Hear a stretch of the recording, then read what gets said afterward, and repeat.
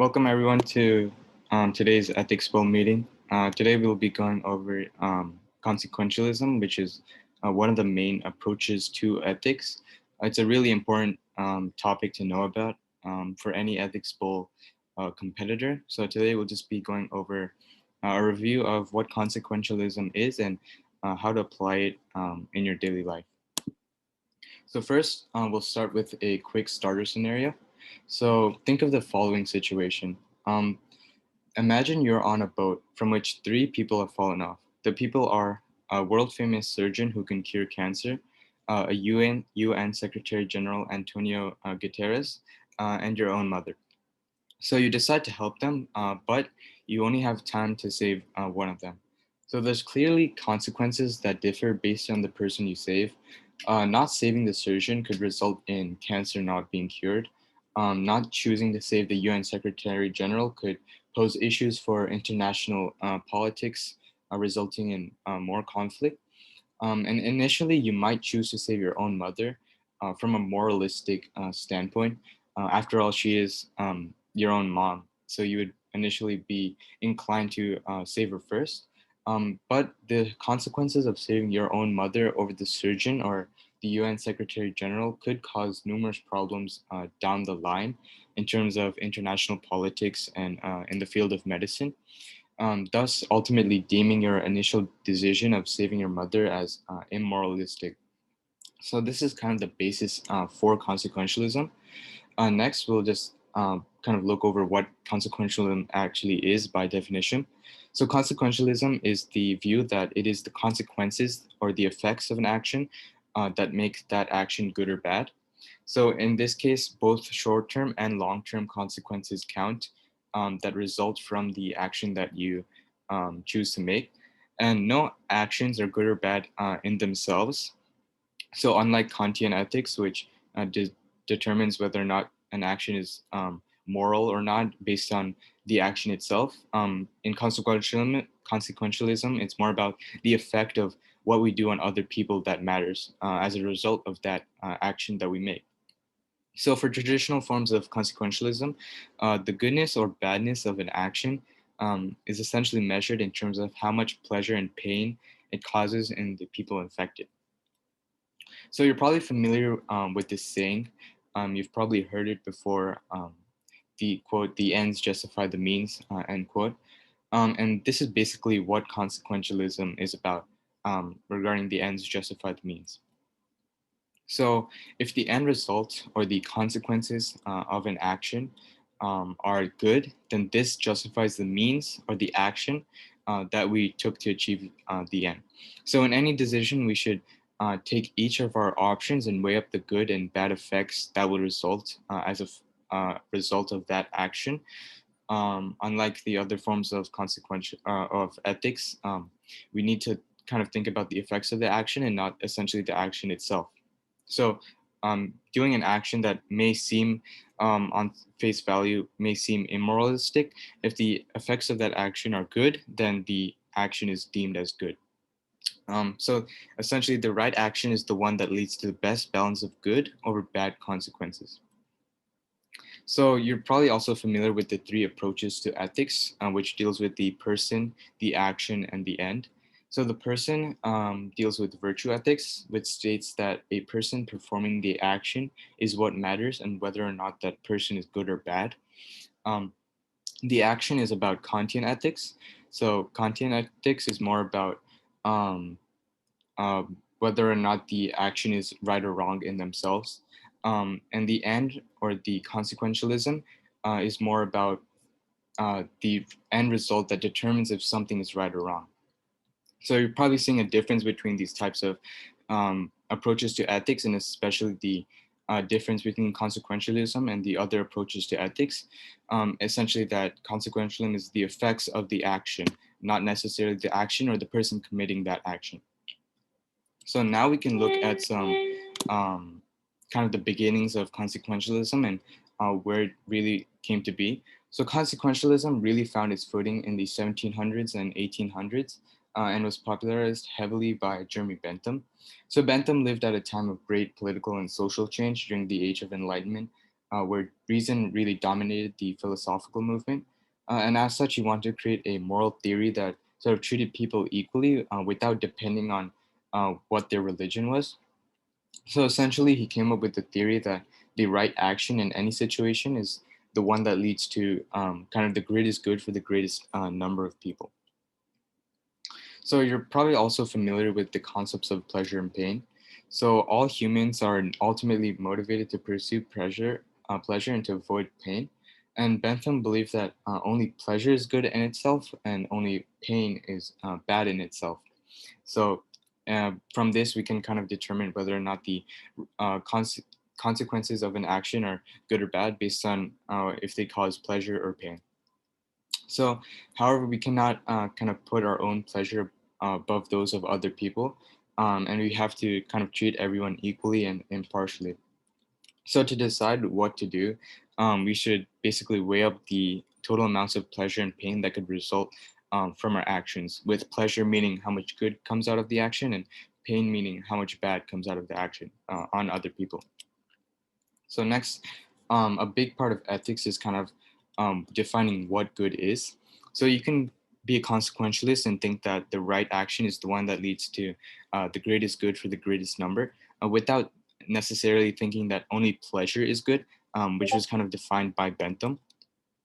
But you could also write down a list of things that can be good. For example, health, education, friendship, etc. So these can be kind of basic things that define whether or not an action is good. Or some consequentialists also think that the good for each person should kind of depend on the individual preferences of that person, and they shouldn't be set things such as health and education and friendship. But whatever is good, however you define that good, consequentialism essentially states that the right action is the one that produces the most stuff of that good in the world, whatever you might, whichever way you might define that good. So for applying consequentialism, one way you can go about it is through rule consequentialism. So traditional consequentialism says that we need to work out the good and bad effects of each individual action to tell whether it is right or wrong. And rule consequentialism kind of sees this and recognizes that humans don't have time every day to think about the effects of your action before making that decision. So we should basically set out and make a system of rules for the action, which are simple and easy to follow. So the right rules are those that will produce the greatest good if everybody follows them. So essentially, like creating, making decisions based on these rules, and if these good rules are right, then the effects of the action will be good. So, regarding some strengths and weaknesses about consequentialism, so consequentialism tries to bring about good effects for people. It is concerned with improving human lives specifically. It doesn't try to derive its authority from another source, such as God and the law. And instead, it kind of lets humans themselves decide whether or not the law is itself good or bad. Um, Going back to Kantian ethics, it's not necessarily about whether or not the action is good, but more about the effects of that action. And you can be a consequentialist as long as you care about the people. So whether the effects of your actions have a good effect on people. So for more strengths and weaknesses, um, for consequentialists, each person counts equally in working out which action is right. So consequentialism can be good for minorities in society whose interests are often forgotten or ignored by powerful people. And consequentialists can give clear and powerful arguments for our duties to help people in poor countries to protect animals and to save the environment. So it's really egalitarian in the sense that it views everyone as equal and wants to give the greatest good for the greatest number of these people, whether or not they're powerful or poor or a minority or a majority, which is another strength of consequentialism, and whether or not you should follow it. So another type strength and weakness about consequentialism is that it's flexible. So obviously, no two situations are the same. There's going to be different situations where you're going to be forced to make decisions that will kind of alter the effects of the situation. So it seems that it seems like common sense that an action might be right in one situation, but wrong in another. For example, lying for your own benefit is wrong, but lying to save a life could be right. If you're thinking about content ethics, lying is bad all the time since lying inherently is a bad thing to do. But for consequentialism, lying to save a life is right since you're doing the effect of that is to help another, to save another human life.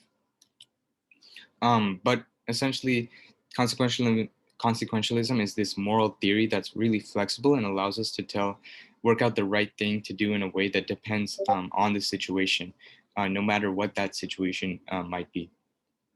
So more about strengths and weaknesses. So for Bentham, there are no actions that are always wrong.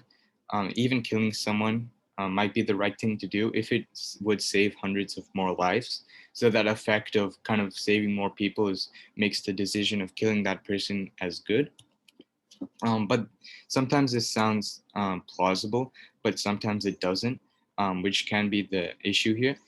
For example, a violent attack might be right if the attacker gets more pleasure than the victim gets pain. Going back to pleasure and pain, Bentham really defined consequentialism as whether or not the effects, so whether or not determining a action is morally right is based on the amount of pleasure that comes from that action and the amount of pain. So if the pleasure outweighs the pain, then the action is right. So in this situation, killing someone, it might give the attacker pleasure and the victim pain. So there's kind of like an issue here. So this is basically the main criticism of Bentham's theory. And later consequentialists have kind of defined this as a swine ethic, meaning that it is kind of fit for pigs and animals, but not necessarily for people, because there can be situations such as the attacker where more pleasure is gained than the pain from the action. And another really big flaw of consequentialism is that it's very complicated. So consequentialism requires us to guess what will be the consequences of our actions, even far into the future. And obviously, we can't travel through time to see kind of the effects of our actions. We only have them for face value. We can't really tell whether or not um, there will be good or bad effects from that action, and we don't always have enough information to know whether or not there will be good or bad effects from that consequentialism. So as I mentioned before, real consequentialism kind of helps solve this, but it kind of gives us by these simple rules for us to follow when determining whether or not the actions of the effects of an action make it right or wrong. But we will still have to break the rules if you know that this will have the best consequences. So there's still a lot more to work out. So another part of consequentialism is that it's really over demanding. So consequentialism says that we are just as responsible for a good thing that we could have brought about but didn't, as we are for a bad thing that we did. So obviously there is an issue here. Um, Basically, it's saying that we're doing wrong things almost all the time. Um, as I mentioned before, we can't go through time and kind of look at the effects of our actions, and we just have to go make them as we go along. And we could always be doing something else that produces more good for people, like volunteering for a charity or helping out at a homeless shelter. And consequentialism kind of asks us to do these things so that the effects of our actions produce more pleasure than pain.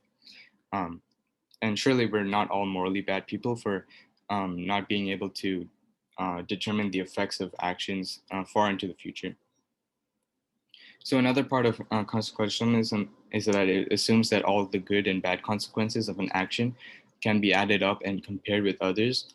But that's not necessarily the case. One effect can't necessarily be compared with another effect if they're very different.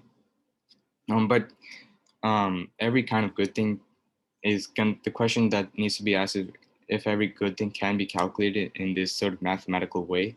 Um, so you kind of ask yourself, which is more valuable, a piece of ancient Egyptian art or a family photo album, or is an ethics bowl coaching session or a day free from pain from your left foot?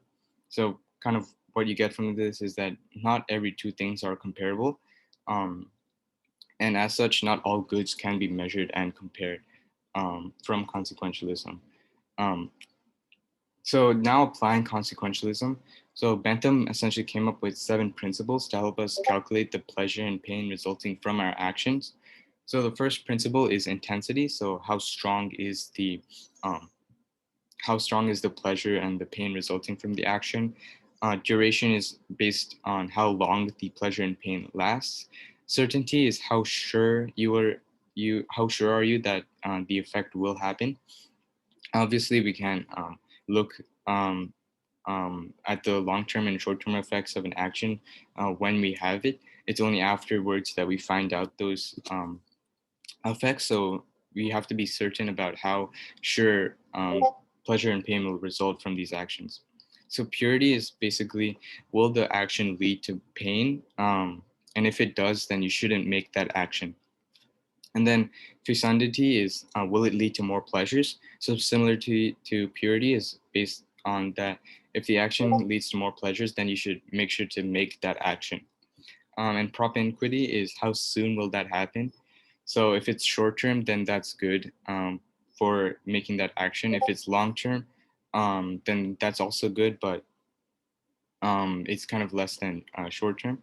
So extent is how many people will be affected. So obviously, the more people that are affected from that pleasure makes the action more right, while less people affected kind of makes it um, less pleasure, which makes it less needed to make.